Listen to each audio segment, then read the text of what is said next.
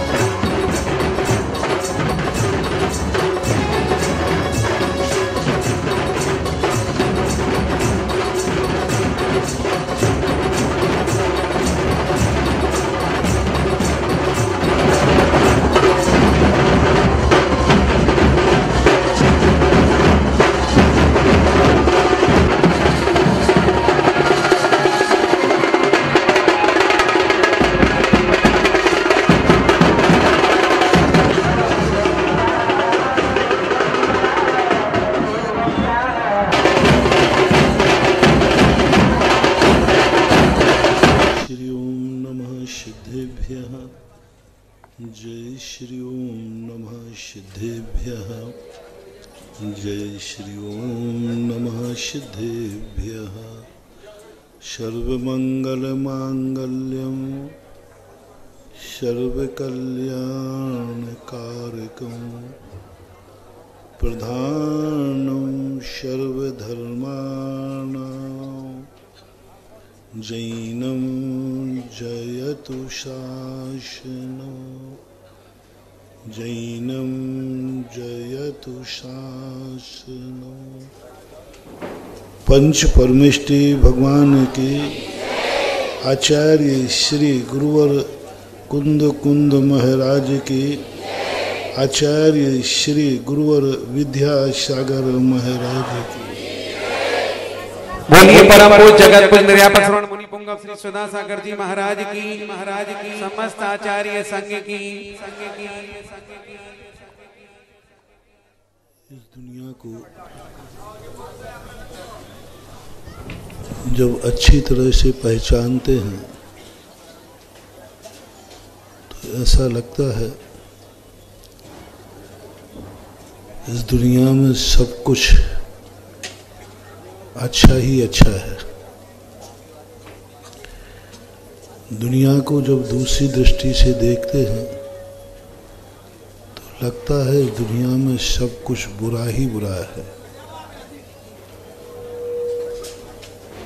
जब एक ही वस्तु, एक ही दुनिया अच्छे और बुरे रूप में हो सकती है, अच्छा और बुरा ये दोनों परस्पर विरोधी हैं। जो अच्छा है वो बुरा कैसे हो सकता है, और जो बुरा है वो अच्छा कैसे हो सकता है। यह जब शब्दावली देखते हैं तो परस्पर विरोधी है,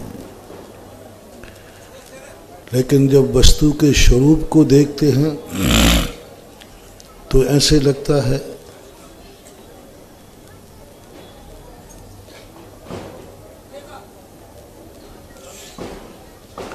शब्दावली जो है यह झूठी सी नजर आती है और वस्तु स्वरूप सत्य नजर आता है। और वस्तु स्वरूप का दृष्टिकोण जो है अनेकांतमयी होता है और शब्द स्यादवादमयी होते हैं। शब्द बोले जाते हैं, वस्तु जानी जाती है। बोली जाती है वह शब्द है, उसको स्यादवाद कहते हैं। और वस्तु स्वरूप स्यादवादमयी नहीं है, वस्तु स्वरूप अनेकांतमयी है। सत्य जो है वह जाना जाता है, सत्य बोला नहीं जाता। जब भी हम सत्य को बोलेंगे कहीं ना कहीं उसमें कमी आएगी, और वस्तु स्वरूप को हम जब जानेंगे तो ओरिजिनल सत्य नजर में आता है और वस्तु कहती है तुम मुझे बोल ही नहीं सकते, मैं अखंड हूं, तुम बोलोगे तो खंडित हो जाओगे, मुझे भी खंडित करोगे। इसलिए बोलने की अपेक्षा दुनिया को जानो। आत्मा का स्वभाव इसलिए जानना और देखना नहीं है, ज्ञायक स्वभाव है, ज्ञाता दृष्टा। जानना आत्मा का स्वभाव नहीं है, देखना आत्मा का स्वभाव नहीं है, ज्ञाता दृष्टा बनना आत्मा का स्वभाव है। बोलना आत्मा का स्वभाव नहीं है, स्यादवाद आत्मा का स्वभाव नहीं है। आत्मा का स्वभाव है ज्ञायक भाव। वस्तु को मां देखो। वस्तु को जब हम ज्ञान का ज्ञातापने का विषय बनाते हैं तो ना वस्तु टूटती है और ना हमारा ज्ञान टूटता है। लेकिन संसार में जीने के लिए धर्म काम नहीं आता। संसार में जीने के लिए हमें कुछ ऐसे कार्य करना पड़ते हैं जो कुछ अधर्म की कोटि में आते हुए भी उत्याज्य नहीं है। वही वस्तु को हमें, क्योंकि हम जब वस्तु को एक दृष्टि से देखते हैं तो अशुभ है। माटी अशुभ होती है,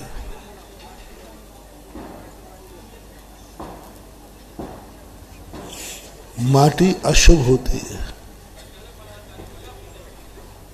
माटी स्वप्न में भी दिखना अमंगलकारी है।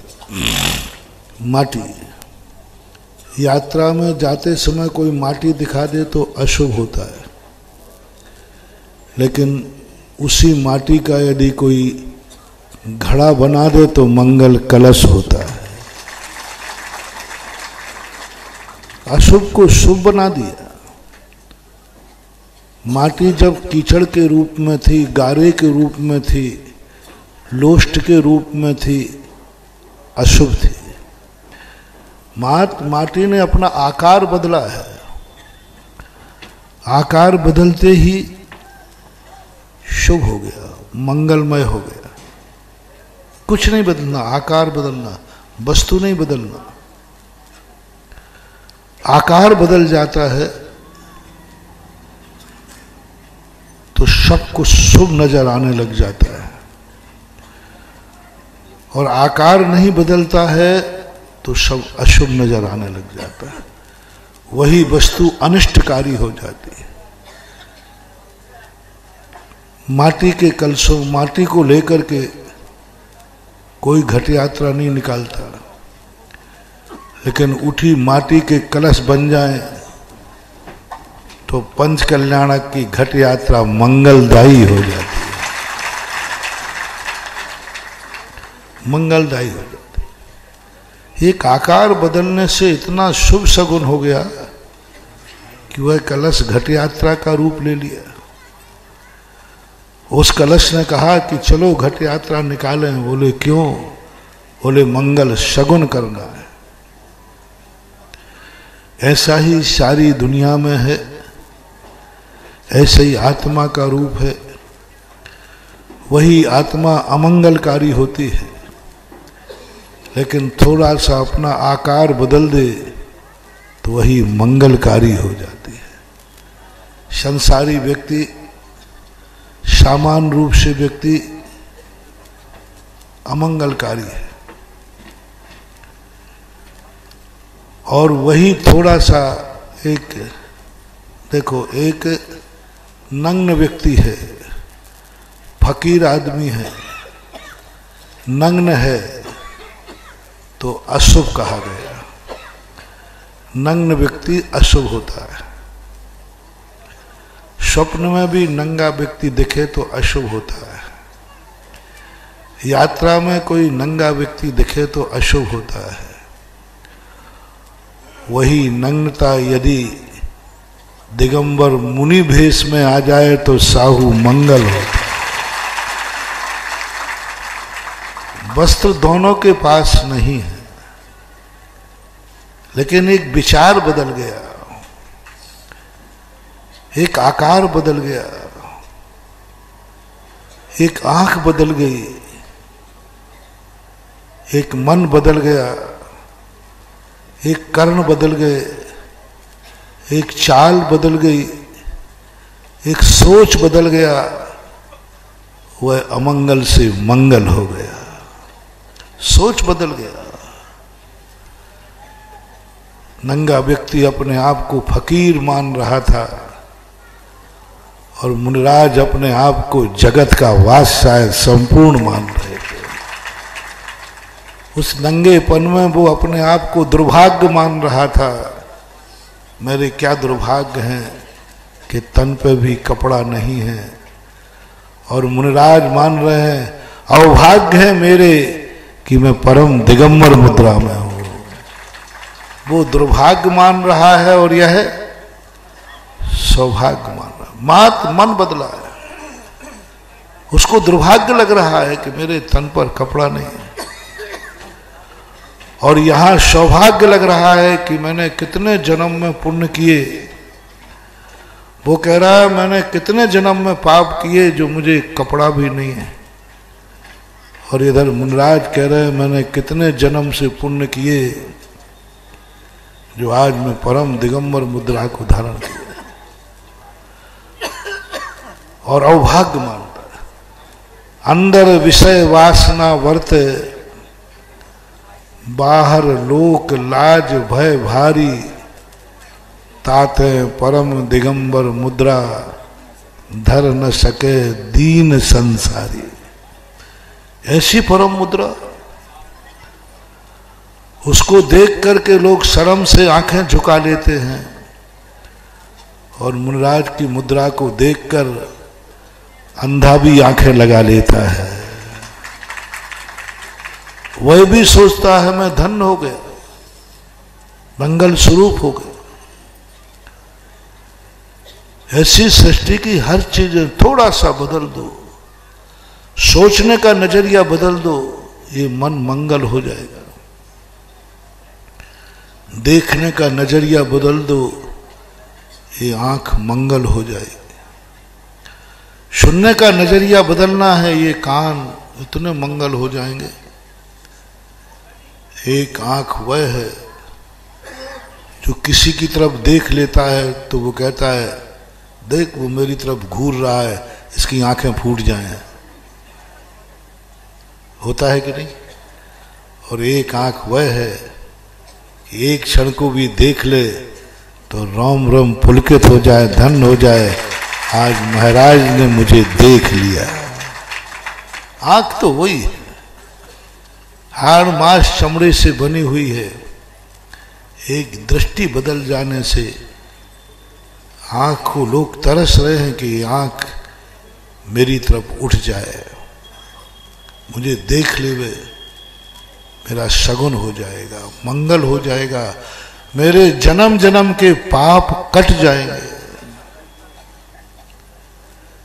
कोई लोग यदि ये दो शब्द मेरे सुन ले में, उतने में तुम धन्य हो जाते हो।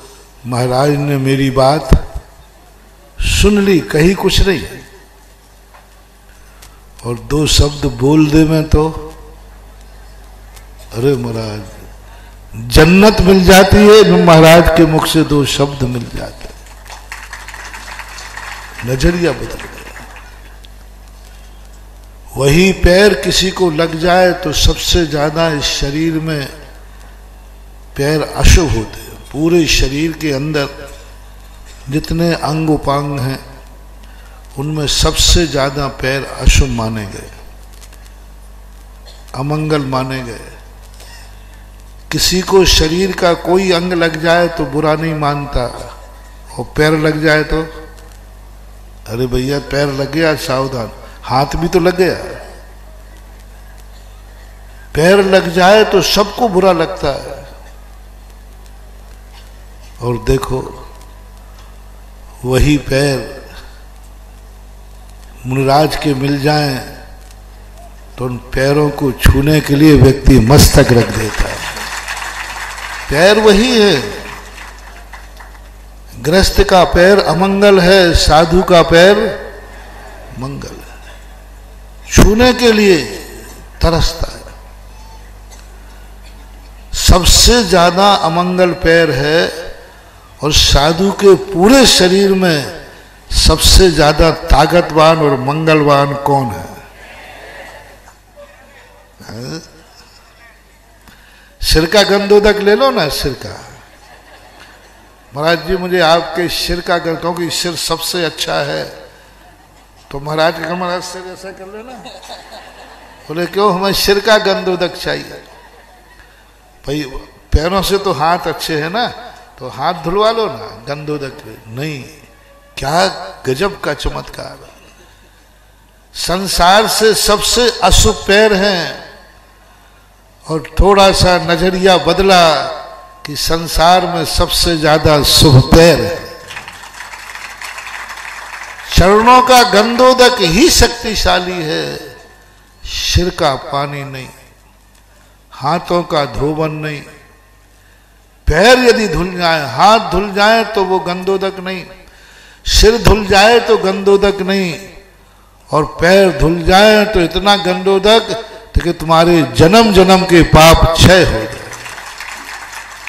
सबसे अमंगलकारी, सबसे निकृष्ट, सबसे निम्न स्तर के पैर माने जाते थे, और एक दशा बदल गई, वो सर्वोत्कृष्ट हो गए। सिर से भी ज्यादा ताकतवान, सिर से ज्यादा मांगलिक, सिर से भी ज्यादा जो एक व्यक्ति ने महाराज के सिर को छुआ, एक व्यक्ति ने महाराज के शरीर को छुआ, एक व्यक्ति ने महाराज के हाथों को छुआ और एक व्यक्ति ने महाराज के पैरों को छुआ। बताओ सबसे ज्यादा धन्य कौन हुआ? सिर छूने वाला। हमने महाराज का सिर छू लिया, कुछ नहीं मिल रहा। हाथ छू लिए, पैर छू लिए, तो बस सबसे ज्यादा उसका है। एक दशा बदल दे, एक दिशा बदल दे। दिशा और दशा बदलने पर हर चीज अमंगल हो जाती है, और दिशा और दशा न बदले तो हर चीज अमंगल हो जाती है। दिशा बदल दी, दशा बदल दी। वे चरण ऐसे हो गए जहां जहां पैर पड़े संतन के, बे जग तीरथ हो गए। यह सारी स्थितियां समझने के बाद बांसी तो वही है। कोई मांगलिक नहीं थी बांसी। बहुत सारे गांव, नगर कभी मांगलिक नहीं होता, लेकिन उसी नगर में पंच कल्याणक का संकल्प किया। आज बांसी अयोध्या बनने जा रही है। हर नगर को मिटना है, लेकिन अयोध्या अमिट है। आज थोड़ा सा नजरिया बदला, थोड़ी सी दिशा बदली, आज एक अयोध्या का रूप हो गया।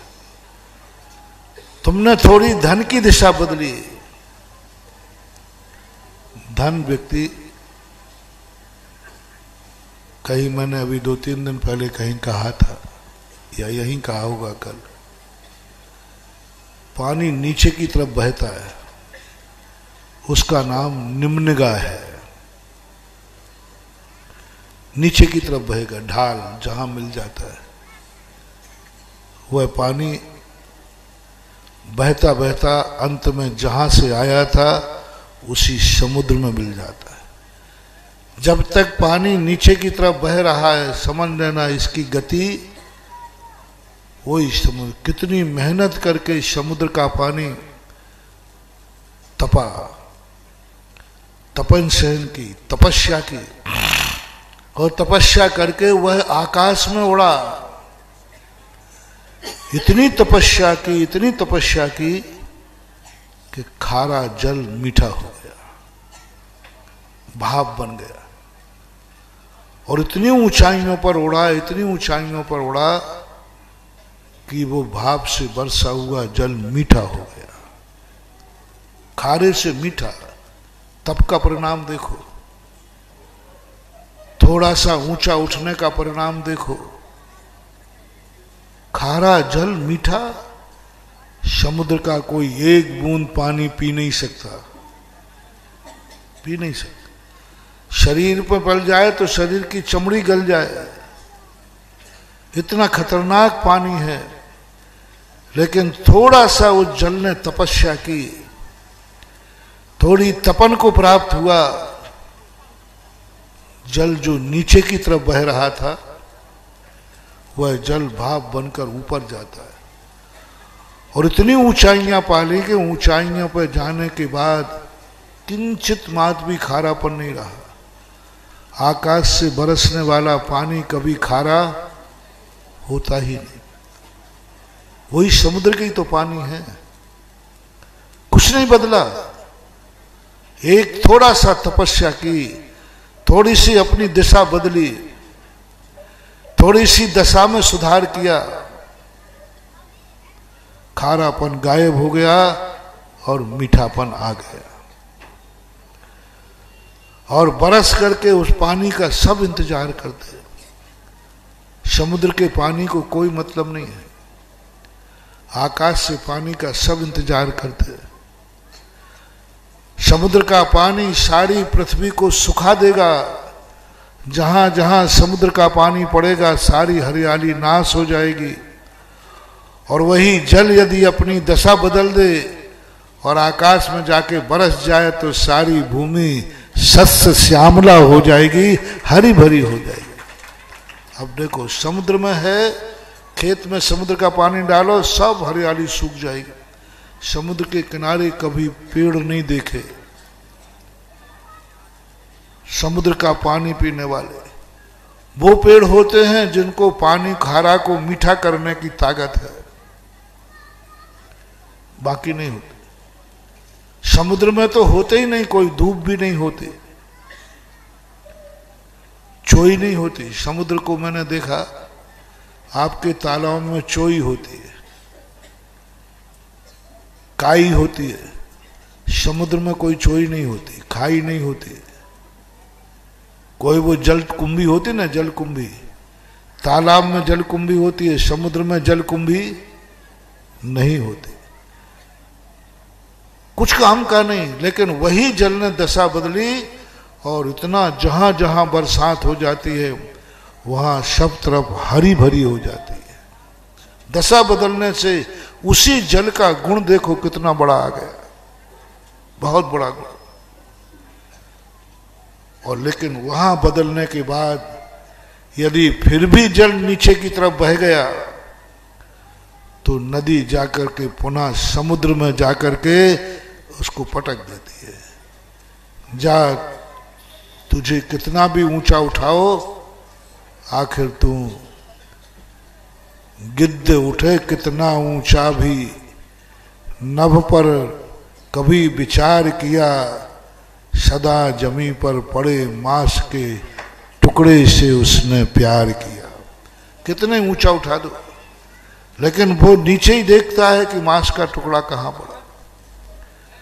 ऐसा ही जो मीठे होने के बाद भी अपने स्वरूप को नहीं बदल पाते, वे पुनः समुद्र में पहुंच जाते, मूल स्थान गतः।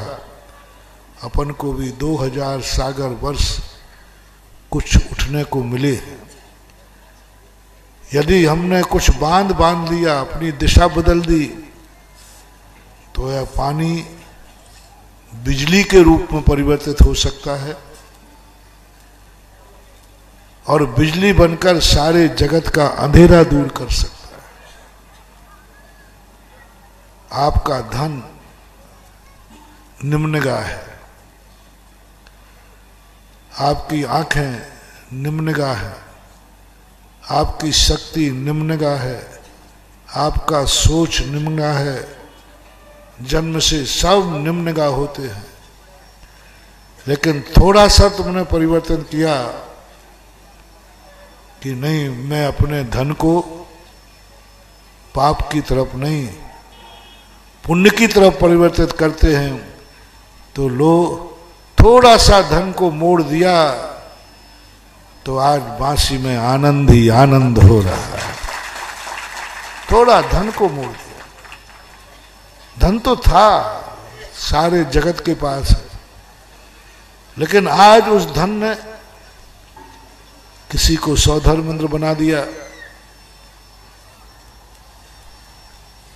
100 जन्म में नहीं बन पाते, 100 जन्म में भी मरो तो 100 धर्मेंद्र नहीं बन पाओगे। लेकिन थोड़ा सा धन को मोड़ दिया तो मनुष्य भाव में ही 100 धर्मेंद्र बन गए। उसको तो मरना पड़े तब मिलेंगे, और मिले भी ये कोई नियम, लेकिन थोड़ा सा उपयोग बदला 100 धर्म। कितने प्रयास करो, तीर्थंकर के माता पिता बनना हंसी मजाक नहीं है। नाभि राय मरुदेवी बनना, थोड़ा सा तुमने विचार बदला कि हम धन को अपना मोड़ देते हैं। ओहो, तीर्थंकर के माता पिता बनने का मूल्य क्या है। एक दंपति के पास जिनके संतान नहीं है, उनसे पूछो कि भाई एक संतान हो जाएगी, लेकिन बदले में कितना दे सकोगे? क्या कहोगे? क्या कहेंगे माता पिता? सब जायदाद ले लो लेकिन एक छोरा दे दो। हर गृहस्थ पूरी जायदाद देने को तैयार हो जाएगा बेटे के बदले।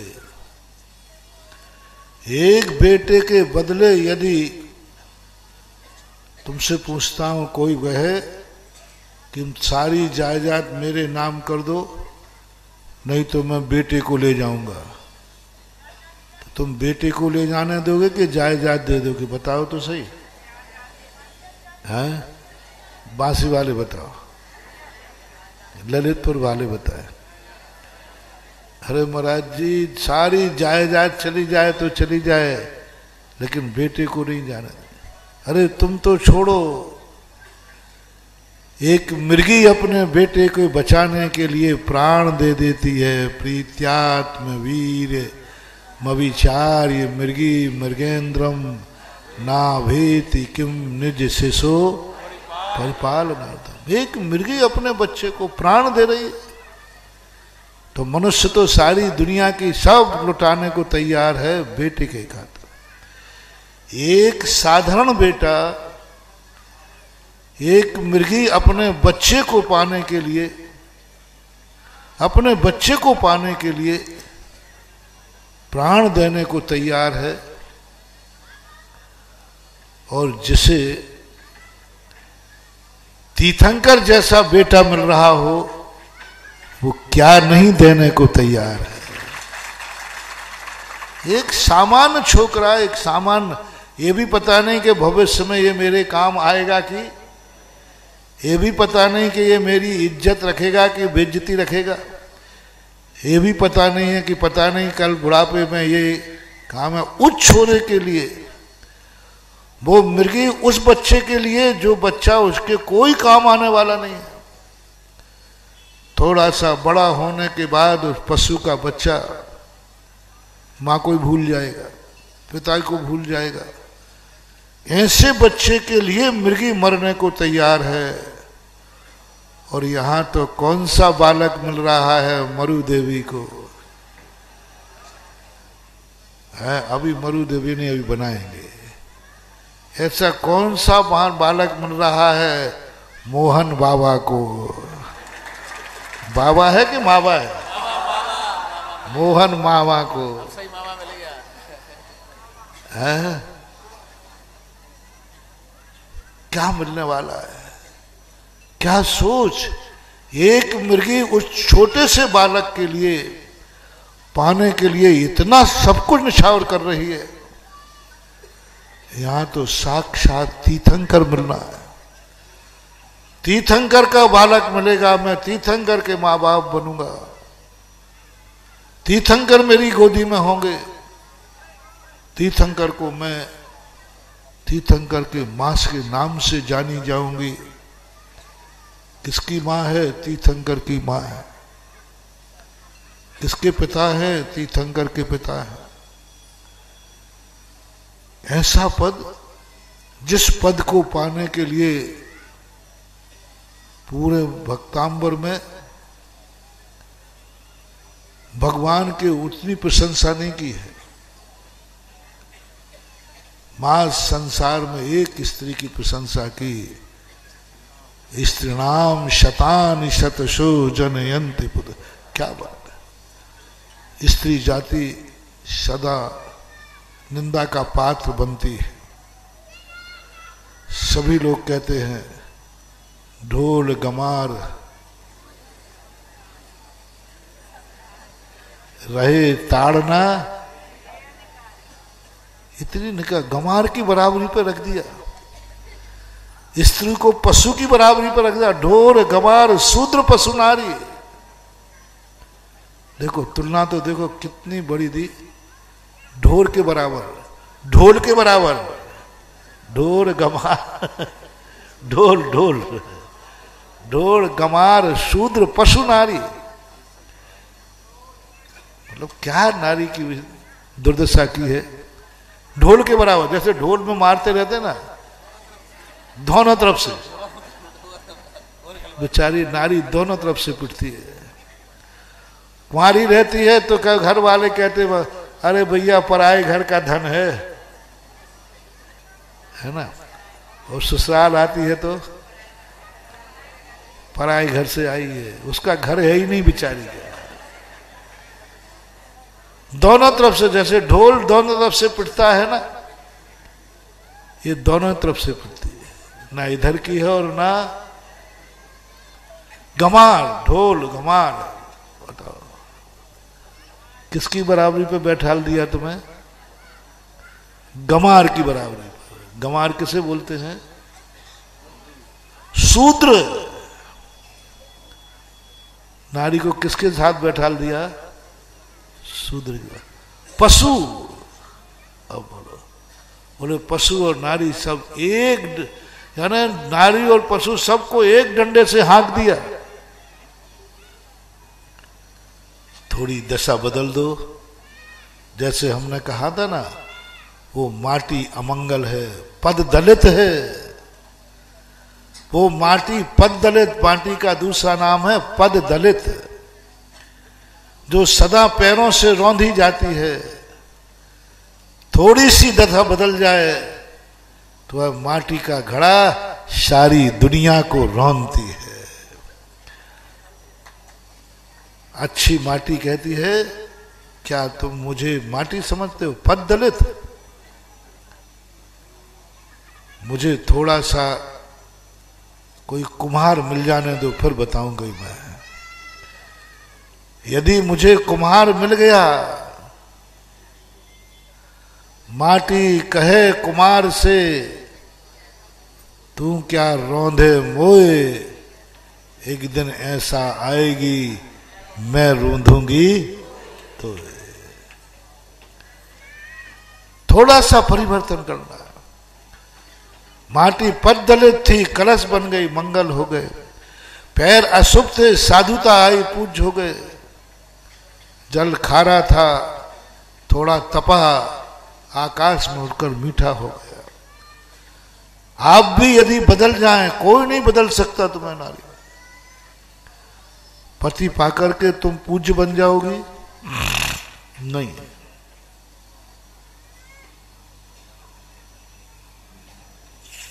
पति पाकर के पूज्य बन जाओगे? नहीं। पति तुम्हें पैर की जूती समझता है? कुछ नहीं है। मात्र एक पूज्य बना सकता है, या तो आरिका बन जाओ और किसी अच्छे बेटे की मां बन जाओ। नारी की सारी दुनिया में निंदा की है, लेकिन पूज्यवर मानतुंग आचार्य ने क्या प्रशंसा की है। इसलिए ना 100 नारी 100 सुत के हो, जनती रहती 100 ठौर, तुमसे सुत को जनने वाली जननी महती क्या। तारा गण को सर्व दिशाएं, धरे नहीं कोई खाली, पूर्व दिशा ही पूर्ण प्रतापी, दिनपति को जनने वाले। क्या गजब की दशा बदल दो। एक बेटे ने शूद्र और पशुओं के समान नारी को जगत पूज्य बना दिया। एक बेटे ने जन्म लिया और जगत पूजा। सौधर्मेंद्र 56 कुमारियां, सारी देवता नतमस्तक है उस नारी के सामने। उस नारी के सामने सब लोग अवभाग्य मान रहे हैं। थोड़ी सी दशा बदल गई।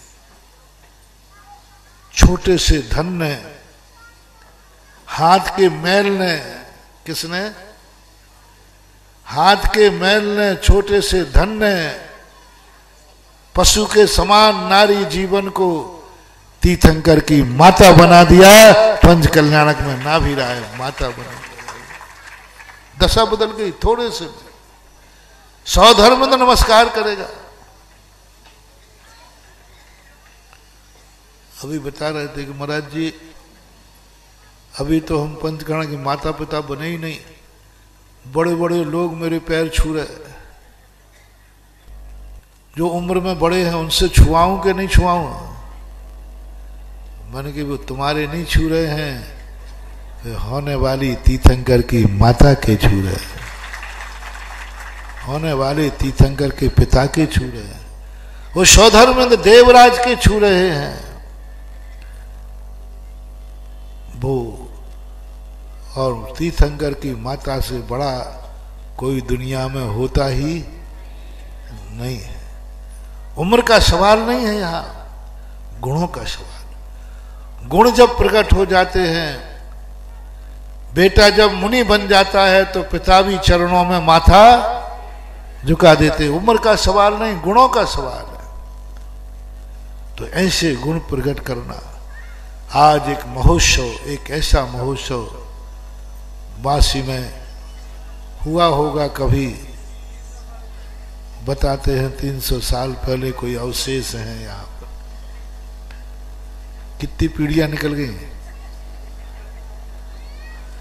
अब 300 साल बाद एक ऐसा मंदिर, मूल पारसनाथ, तो हमने भी बहुत सारी मूर्तियां देखी, लेकिन वासी के पारसनाथ तो पारसनाथ। मूर्ति तो पास में नहीं की थी, लेकिन पास होते हुए भी एक आनंद की बहुत। अभी आज मूर्ति की वेदी पर खड़ा निहार रहा था, मैंने कि भगवान ध्यान रखना, मैंने आज तक बहुत मूर्ति देखी, आपको नजर नहीं लगे तो कह दो। बहुत देखे, लेकिन तेरी जैसी मूर्ति का रूप बहुत। अभी तो प्रतिष्ठा नहीं हुई है। मूर्ति की विशेषता है पाषाण के अंदर। वियतनाम में भी बहुत सारी मूर्तियां बनी, लेकिन जो बीच के भगवान का रूप है, पाषाण है, वो बहुत अद्भुत। और ऐसी मूर्ति को देखकर थोड़ा सा तुमने मन बनाया। कई लोग कहते हैं कि नहीं, अपन को खाना पूर्ति करें, मंदिर जैसे तैसे बन जाने दो। नहीं, मंदिर बने या नहीं बने, बनेगा तो ऐसा बनेगा कि दूसरी होड़ ना हो। नहीं बनेगा तो ठीक है, जैसा है ऐसा ही। पंच कल्याणक आप लोगों ने थोड़ा मन बनाया, और इस पंच कल्याणक की हर क्रिया अपने आप में मूल्यवान है। आज अभी हमने जैसे घट यात्रा की बात कही, मैं सदा कहता हूं हर महिला को घट यात्रा से अपना मस्तक जरूर पवित्र करना चाहिए। घट यात्रा का कलश अपने माथे पर धारण करना चाहिए। महिलाओं को क्यों धारण किया जाता है? पुरुष क्यों नहीं निकालते घट यात्रा? पुरुष के सिर पर क्यों नहीं रखा जाता? तुम्हारी जिंदगी तुम्हारे खुद के अधीन नहीं है, तुम्हें सुहाग चाहिए। मांग में सिंदूर तुम ही क्यों भरती हो, पुरुष क्यों नहीं भरता? तुम विवाहित हो तो वो भी भर लेवे कि मैं भी विवाहित हूं। कायदा से तो दोनों ही को भरना चाहिए। ये खुश हो रही महाराज, भरवा दो आज सबकी। सोचो कितना बढ़िया दृश्य होगा, दोनों की मांगे।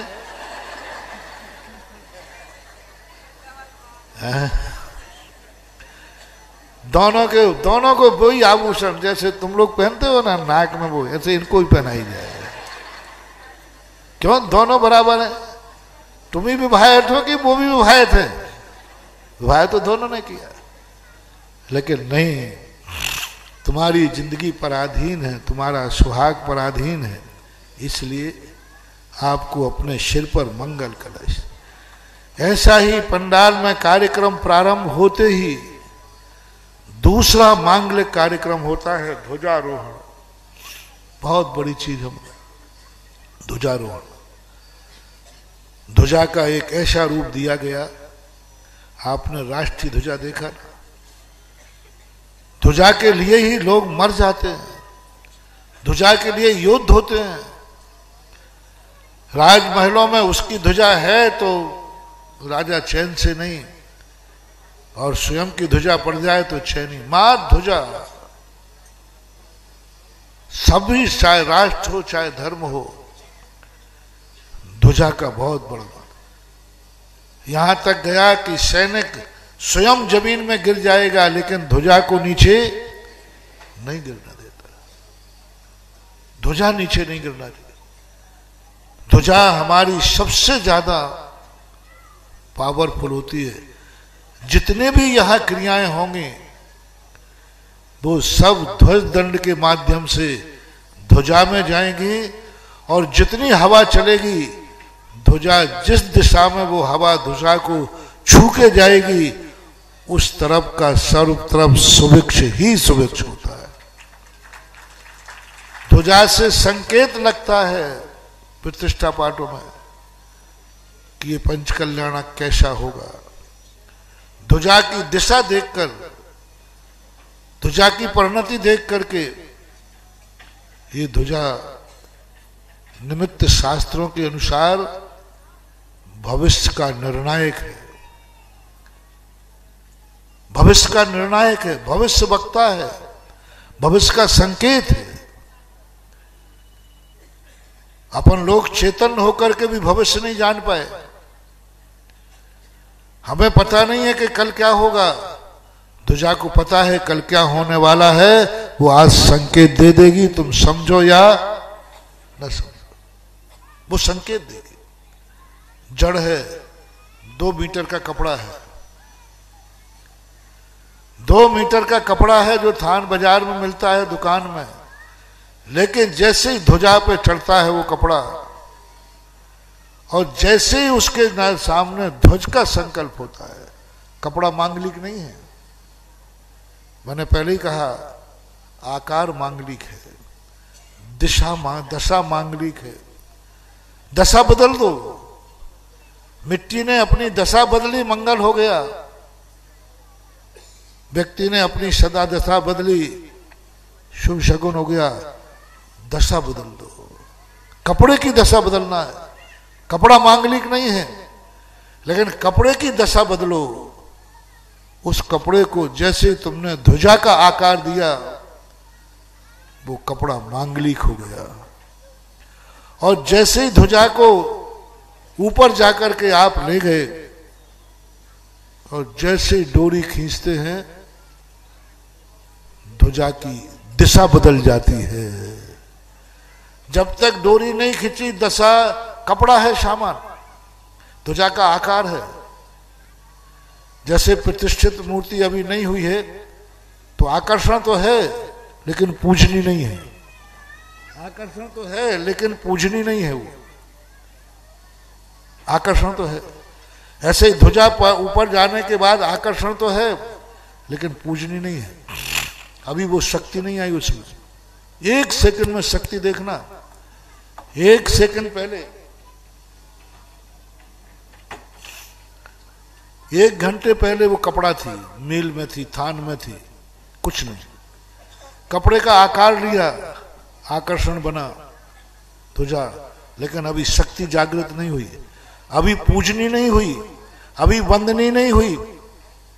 1 सेकंड में देखना कितना अंतर। अभी ध्वजा वंदनी नहीं हुआ, और जैसे डोरी खिंचेगी तैसे ही ध्वजा मुनिराजों के द्वारा भी वंदनी है।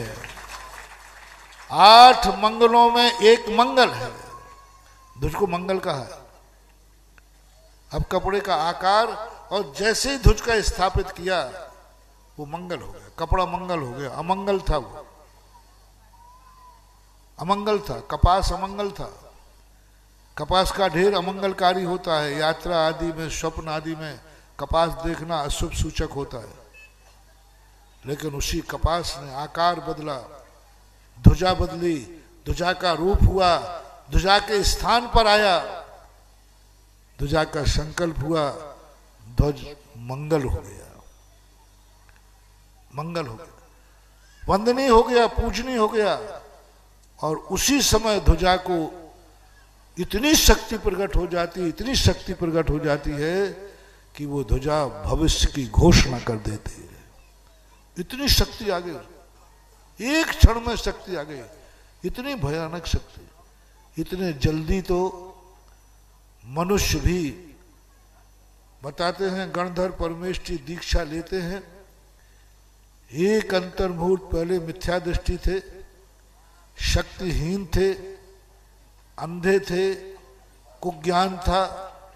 जैसे ही दीक्षा ली, एक अंतर्मुहूर्त बाद वो गणधर परमेष्ठी बन पाते हैं। एक अंतर्मुहूर्त बाद उनको प्रकट होती हैं रिद्धियां, उनको एक अंतर्मुहूर्त लगा कम से कम। लेकिन ध्वजा को तो इतना भी समय नहीं लगा, डोरी खिंची नहीं, उसी क्षण उसमें इतनी शक्ति जाग जाती है कि वो भविष्य की घोषणा कर देती है, फहरा के घोषणा कर देती है कि तुम्हारा कार्यक्रम कैसा होगा, तुम्हारा स्वरूप क्या होगा। बताओ, अपन चेतन होकर, ज्ञान होकर नहीं जान पा रहे हैं, ध्वजा जान जाते।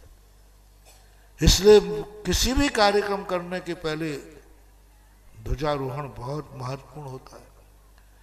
ध्वजारोहण करने वाला कितना बड़ा महत्वपूर्ण हो गया कि सारे पंच कल्याणक की जितनी ताकत होगी वो उस ध्वजा के माध्यम से जितनी दूर तक वो हवाएं सुविक्ष करेंगी, जिनको शकुन देंगी, उस सब का छठा भाग ध्वजारोहण करने वाले को लगता है।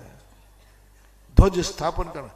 अब यहां जितने कार्यक्रम होना है वह ध्वजा करने वाला उसका भागीदार है, क्योंकि शगुन तो वही होना है, शुभ तो वही होना है, संकेत तो वही मिलना है। और यहां की शक्ति, हम पंडाल तो तुमने पैक कर दिया, कितने लोग इससे लाभ ले पाएंगे?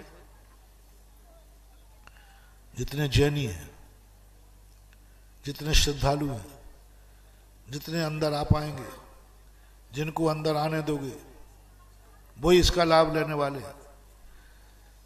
लेकिन ध्वजा कहती है कि मैं इस पंडाल की ताकत को कहां तक भेज सकती हूं। पंडाल नहीं, माइक नहीं, लाइव भी यदि कोई ताकत भेजेगा तो कहां तक भेजेगा? जिनके घर में चैनल है उन्हीं को भेजेगा, और उन्हीं को भेजेगा जो चैनल चालू।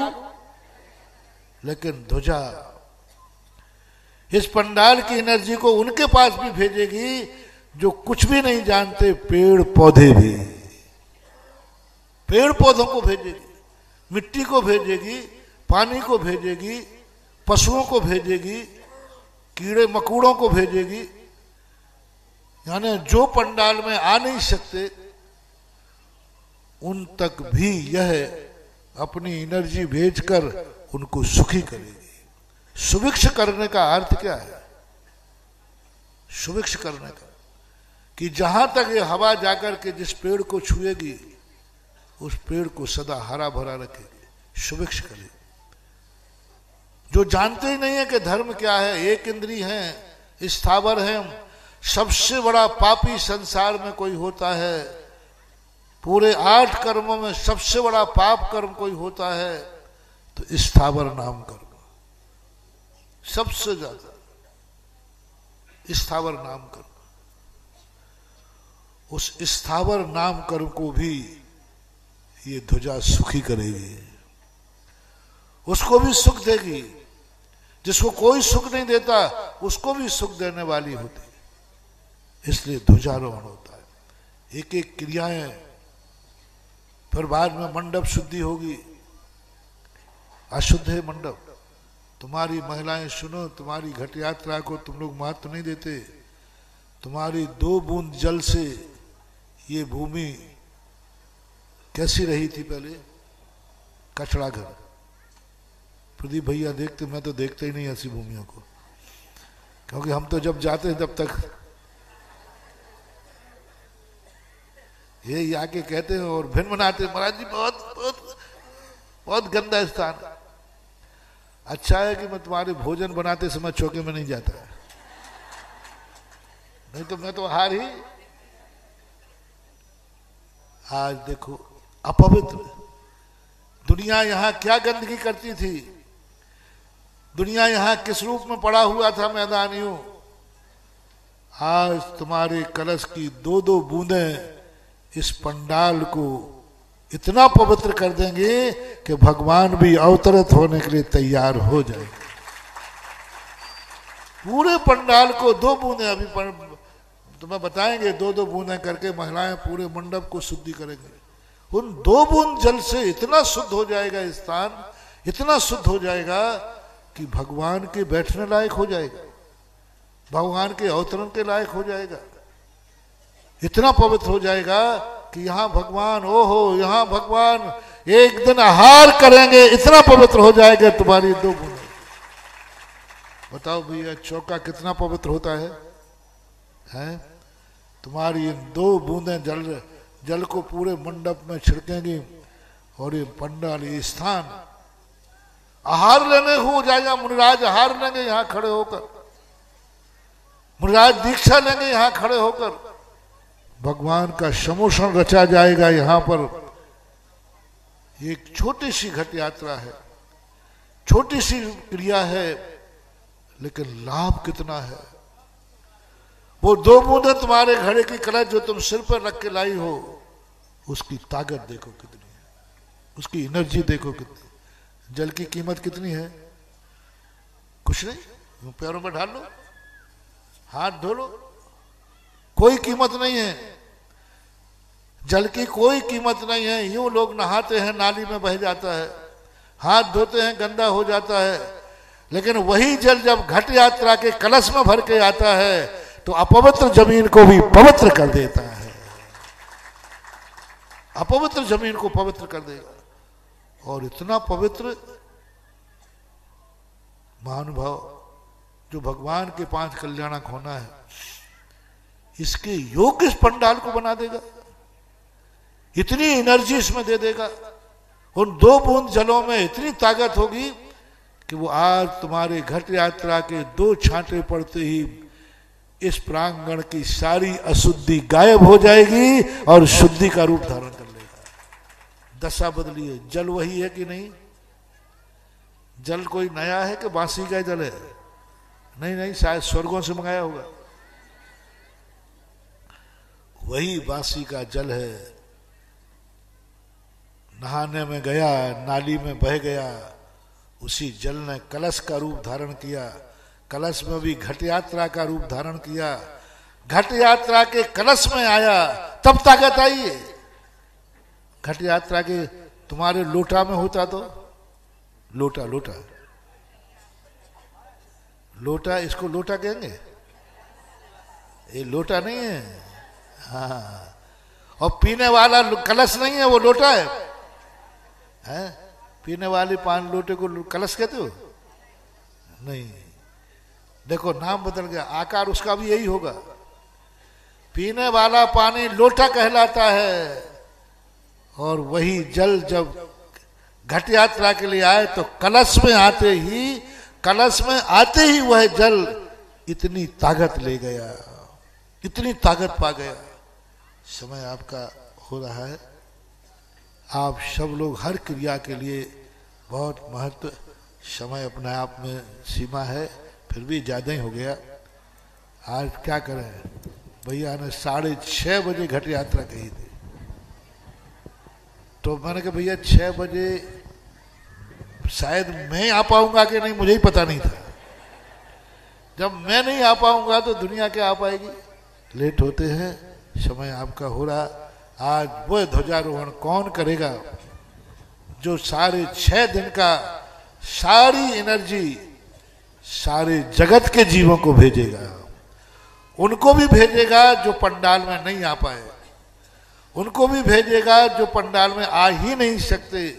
ऐसे पेड़ पौधे, हरियाली सारी जगत को सुभिक्ष, बांसी का हर खेत को हरा करेगी ध्वजा। पंचकल्याणक नहीं, पंचकल्याणक नहीं, तुम्हारे खेतों को हरा भरा करेगी पंचकल्याणक की ध्वजा। पंचकल्याणक तो पंडाल के अंदर होना, लेकिन पंचकल्याणक की जो ध्वजा है ये तुम्हारे खेतों को हरा भरा करेगी। सस्य श्यामला भूमि बोलते हैं। सस्य श्यामला बनाने वाली ऐसी ध्वजा कौन करेगा? जल्दी अपन कार्यक्रम करें, फिर और कार्यक्रम आपके होंगे। आज इतना ही। महावीर भगवान है। सभी लोग बैठे रहेंगे। बोलिए परम पूज्य निर्यापक श्रवण मुनि पुंगव श्री सुधा सागर जी महाराज की। बंधु ये वो महाध्वजा है, सौदरमिंद के खाते में छठवा हिस्सा नहीं आता, कुबेर के में नहीं आता, महायज्ञ के नहीं आता, माता पिता के नहीं आता, किसी पात्र के पुण्य के खाते में छठवा हिस्सा नहीं आता है। जो ध्वजारोहणकर्ता के खाते में सबके पुण्य का जाएगा, सौदरमिंद जो पुण्य कमाएगा उसका भी छठवा हिस्सा अगर किसी के खाते में जाएगा तो सिर्फ ध्वजारोहणकर्ता। तो ऐसा पुण्य अर्जक कौन होगा? और जो ध्वजारोहणकर्ता बनेगा वो सबसे बड़ा पुण्यशाली भागशाली होगा। आर के मार्बल वाले राजस्थान के हर ध्वजारोहण करते हैं और 1 करोड़ तो ऐसे दे जाते हैं जैसे कहीं 1000 है, और इसके बाद वो चले जाते हैं, विधान में भी नहीं बैठते। लेकिन वो कितने पुण्यशाली भागशाली हैं, वही बात मुझे देखना है कि उत्तर प्रदेश में, भारत में कौन ऐसा व्यक्ति होगा जो आर के मार्बल जैसा पुण्य कमाने की भावना भाएगा। 3 कलश 33 श्रीफल। इस कार्यक्रम के पुण्यार्जक थे माताजी श्रीमती कुसुमबाई जैन, नडियाड वाले, गुजरात। श्री राजेश कुमार रविंद्र चंद जैन, श्रीमती संगीता राजेश कुमार जैन, पुत्री निधि राजेश कुमार एवं पूर्वी राजेश कुमार जैन, पुत्र समय राजेश कुमार जैन, भ्राता एवं भ्रात वधु श्री मुकेश कुमार रविंद्र चंद जैन, श्रीमती मनीषा मुकेश कुमार जैन, भ्राता एवं भ्रात वधु श्री श्रेयांश कुमार रविंद्र चंद जैन, श्रीमती पूजा श्रेयांश कुमार जैन, भतीजी श्रेया जैन, भतीजे निमेश एवं निशित जैन। माता पिता श्रीमान रूपचंद जी जैन, श्रीमती कमला जैन, दिनेश जैन, रेखा जैन, दिवेश जैन, दिशा जैन, गंगवाल परिवार। प्रवासी मुंबई, निवासी ब्यावर।